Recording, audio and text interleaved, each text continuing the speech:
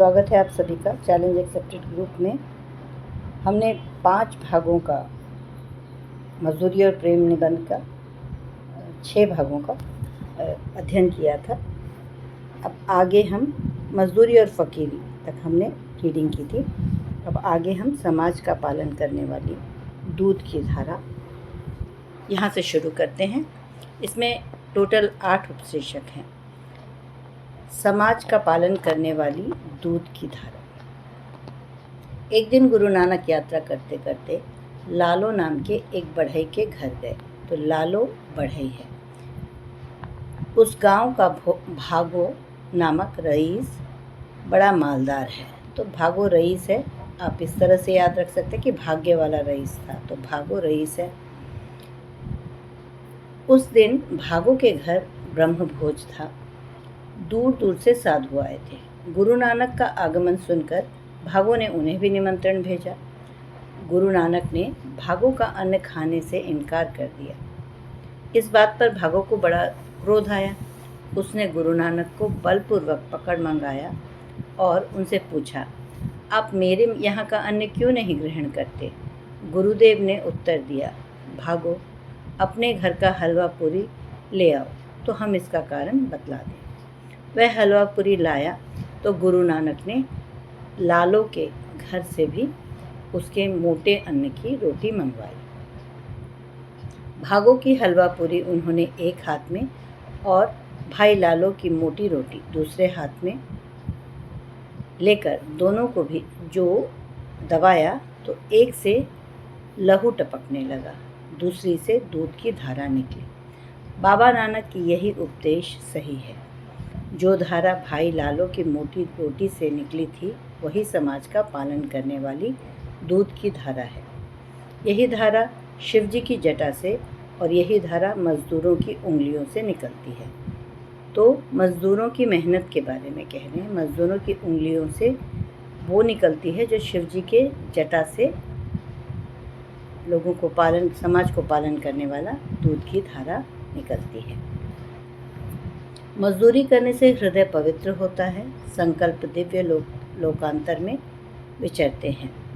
हाथ की मजदूरी से सच्चे ऐश्वर्य की उन्नति होती है।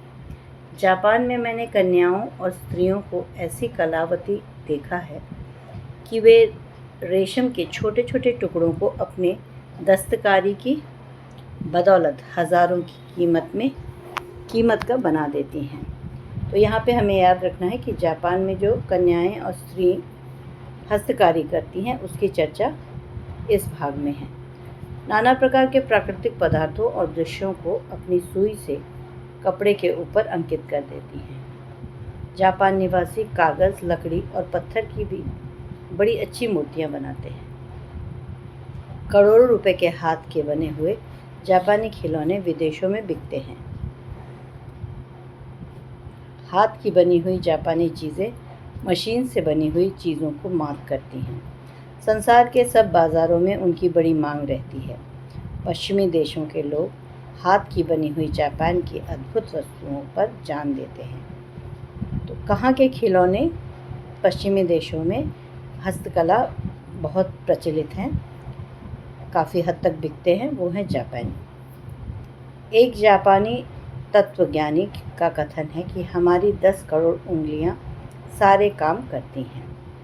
उन उंगलियों ही के बल से संभव है हम जगत को जीत लें। We shall beat the world with the tips of our fingers। जब तक धन और ऐश्वर्य की जन्मदात्री हाथ की कारीगरी की उन्नति नहीं होती तब तक भारतवर्ष ही की क्या किसी भी देश या जाति की दरिद्रता दूर नहीं हो सकती। यदि भारत की 30 करोड़ नर नारियों की उंगलियां मिलकर कारीगरी के काम करने लगें तो उनकी मजदूरी की बदौलत कुबेर का महल उनके चरणों में आप ही आप आगे दें। कह रहे हैं भारत के 30 करोड़ नर नारी अगर मेहनत करने लगें, अपने उंगलियों की कारीगरी का प्रयोग करने लगें तो उसके सामने कुबेर का महल भी कुछ नहीं है।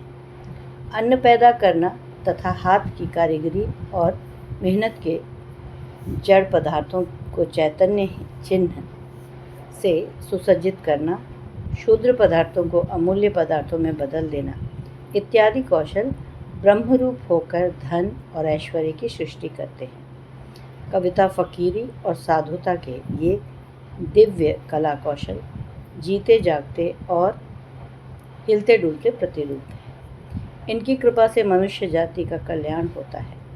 ये उस देश में कभी निवास नहीं करते जहाँ मजदूर और मजदूर की मजदूरी का सत्कार नहीं होता, जहाँ शूद्र की पूजा नहीं होती, अर्थात मेहनत का, हस्तकला का सम्मान जहाँ नहीं होगा वहाँ लक्ष्मी का वास नहीं।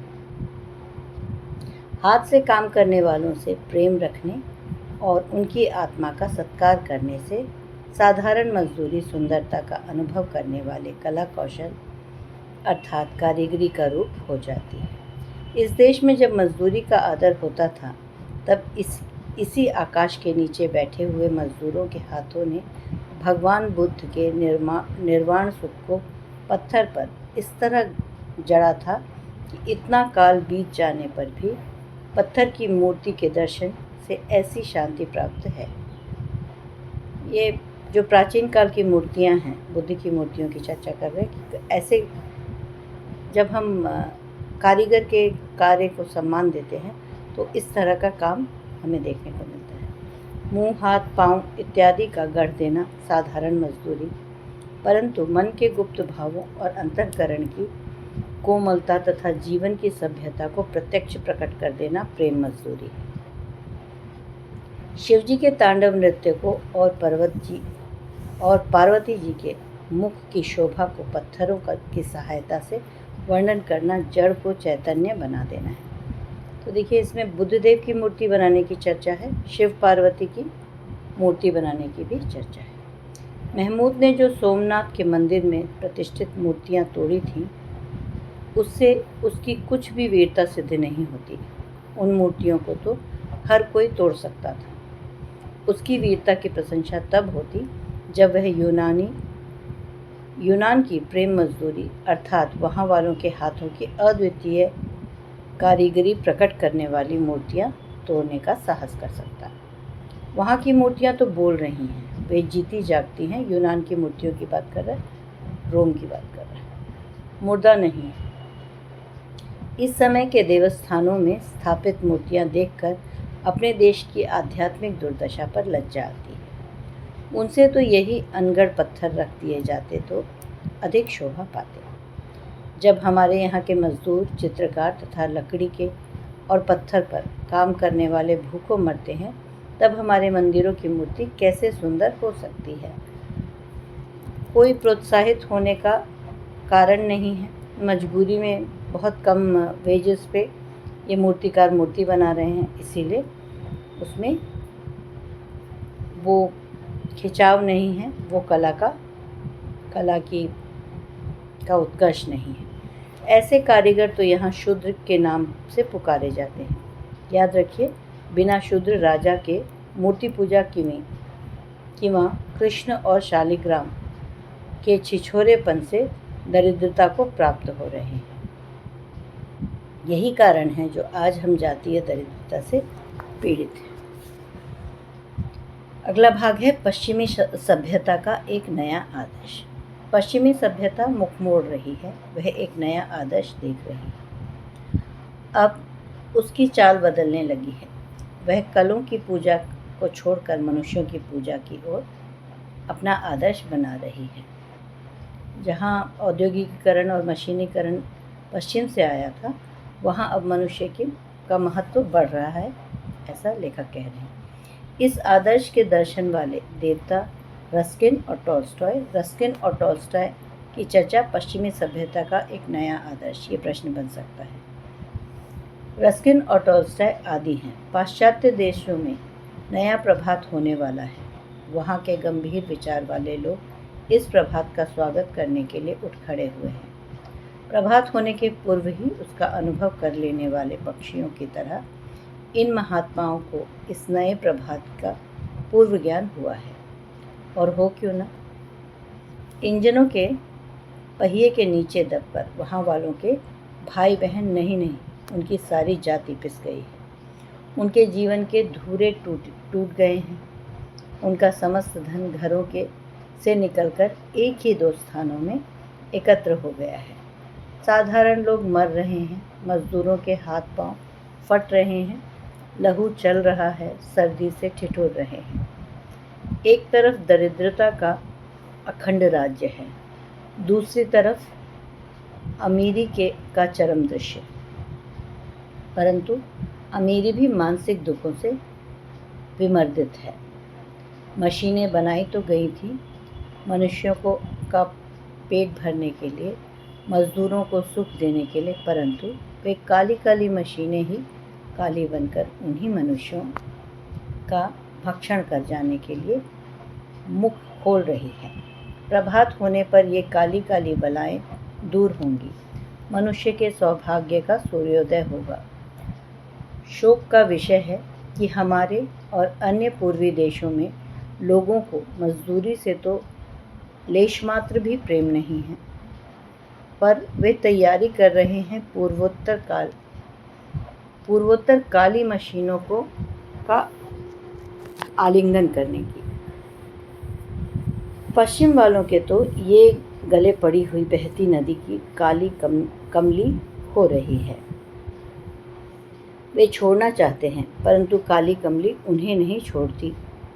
ये जो औद्योगिकीकरण के समय जो मजदूरों के लिए समस्या खड़ी हो गई थी मशीनों के आने से, कारीगरों का, उसके बारे में चर्चा कर रहे हैं कि मतलब मशीनीकरण इतना अधिक हो गया कि लोग एक तरह से आक्रांत हो रहे हैं और अब वापस वो मनुष्य को महत्व को बढ़ाना चाह रहे हैं, लेकिन ये एक ऐसा चक्र है जिसमें वो फंस गए।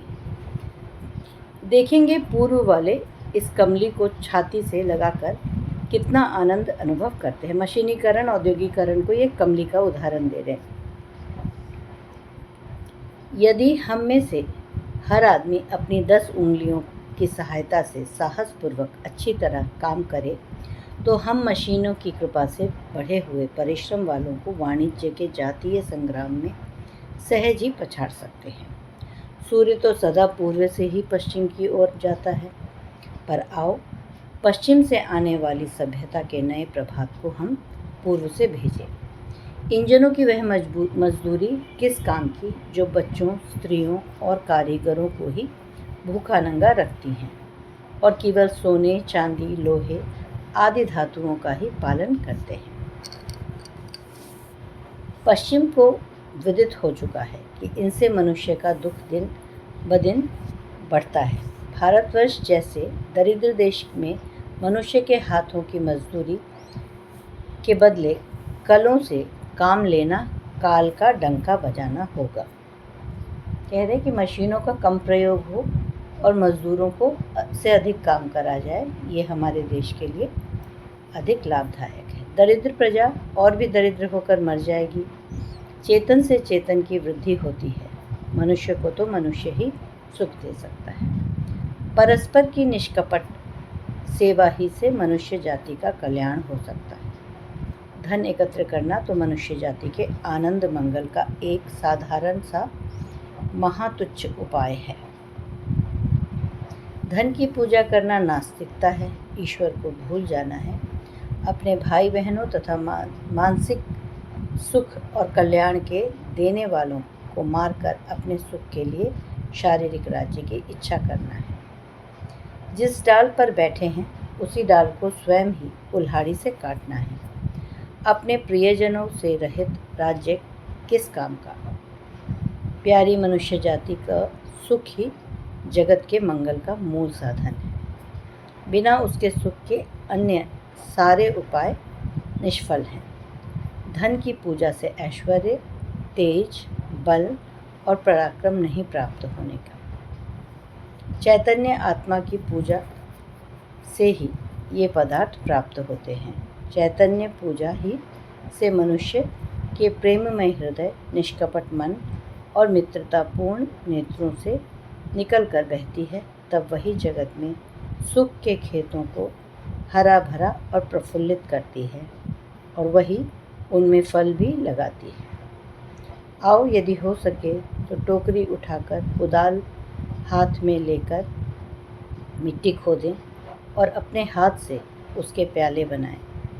फिर एक एक प्याला घर घर में कुटिया कुटिया में रख आवें और सब लोग उसी में मजदूरी का प्रेमामृत का पान करें। है रीत आशिकों की तन मन निसार करना, रोना सितम उठाना और उनको प्यार करना। अब हम लेके आए हैं कुछ PYQ और संभावित प्रश्न। आने वाले क्वेश्चंस और जो PYQ हैं दोनों मैंने बनाए हैं, इसको देख लीजिएगा। आपके क्वेश्चंस हैं, फर्स्ट क्वेश्चन है सुमेलित करना है, मैचिंग है। Joan of Arc, Tolstoy, Omar Khayyam, Nanak और कृष्ण। दूसरी तरफ है मूक पशुओं को हाँकना, भेड़ें चराना, जूते गांठना, तंबू सीना। इसका उत्तर है कि जॉन ऑफ आर्क क्या करते थे, तो ये भेड़ें चराते थे।